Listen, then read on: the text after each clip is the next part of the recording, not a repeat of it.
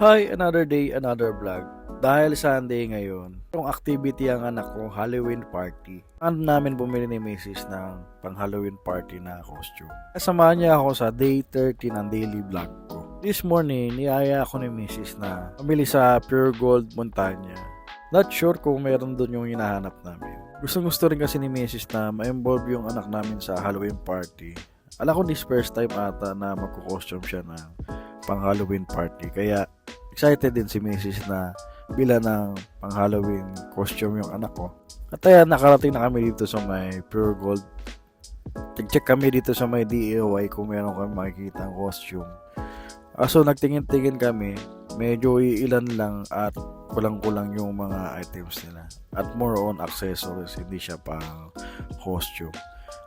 At dito sa may entrance, may nakita kami na simple lang pero cute. So bahala na dyan si Mrs. Hindi naman kasi marunong masyado mamili. At nagtry ako dito maglaro sa may claw machine. So, medyo naboboring kasi ako, hinihintay ko lang siya. At naka-jackpot naman ako ng isa, yung fish. So hindi ko na napakita pero nagtry ako dito sa may penguin. Wala dito, hindi na tayo nakachamba. Better luck next time na lang. Kaya ayan, katapos na si Mrs. mag-grocery. Konti nga lang daw pero naabot ng isang box. Pag-uwi namin sa bahay, mini-makeup pa na ni Bonso yung anak ko. Makeup artist for today. Hindi ko pa alam kung ano yung magiging kalabasanan. Pero alam ko parang spider yung ginagawa niya. Ayan, spider nga sa left face ng anak ko. Medyo maging aesthetic naman yung design niya sa mukha niya. Pero gusto ko rin pa-experience sa anak ko yung mga ganitong activity like tong Halloween party. Kasi ako nung bata ako, hindi ako mahilig masyado sa mga ganito activity. Takot rin talaga ako sa mga Halloween, lalo na pagdating na undas. Kaya natutuwa ako sa anak ko kasi very active siya pagdating sa mga activity niya. Medyo malayo sa ugali ko nung bata ako kasi ako mahihain talaga ako. Introvert ako nung bata pa ako, hindi ako sumasali sa mga kung ano-anong activity. Dahil ready na yung anak ko, nag-picture muna kami para meron kaming memories. Dahil siguro mana siya sa nanay niya na active din sa mga activities or mga contests. Medyo hyper tong anak ko mamaya pagka nag-party na.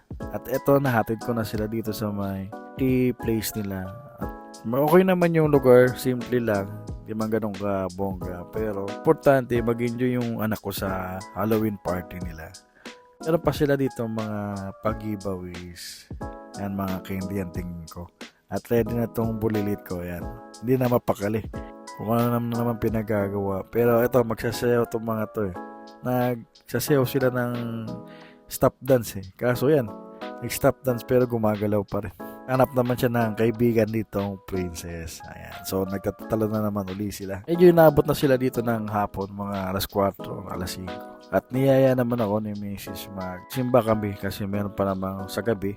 After nun, dumiretso na kami ng SM San Mateo. At kaya naman sa mall, mukhang mabubudo na naman ako ngayong araw na to. Habang papasok na kami ng mall at medyo magrande na pala ngayon dito sa may SM San Mateo kasi ang dami ng Christmas lights. So, ramdam mo na parating na ang Kapaskuhan. Dahil bare month na rin, marami talagang tao dito sa mall pagka weekend. Meron na kayo nang makikita dito mga laking Christmas tree, Christmas gift. Ayan, makikita nyo dito sa may SM San Mateo. Kumbaga, naka-decoration na sila ng pang-Christmas talaga. Hindi na sila nag-Halloween. Habang naglalakad kami, may nakita na naman to mga pa-baby girls ko. Ayan, mukhang mabubulo talaga ako ngayong araw na to. At may nakita na tong bulilit ko. Ayan, may napili na siyang gusto niyang bilhin. Dahil nandito na rin ako, naisipan ko rin bumili ng headband kasi ang haba na ng buko. At nagpapahaba talaga ako ng buko. Ito namin dito sa kabila. Nakita na naman tong anak ko dito sa my Blue Magic. Hindi ko alam kung ano yung nabili niya. Ang maliit ata ito na laruan. At ayan, enjoy na naman tong anak ko.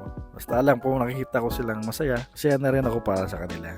At nag-iya naman si Mrs. dito sa Starbucks. Kaya pala, nandito pala sa Bunso sa SM San Mateo kasi magkikita kami. Galing siyang school. So, habang hinihintay ko si Bunso, namili muna kami ni bro ng ilaw para dun sa kitchen kasi medyo undido na. Kaya pala si Bunso at ang BFF niya.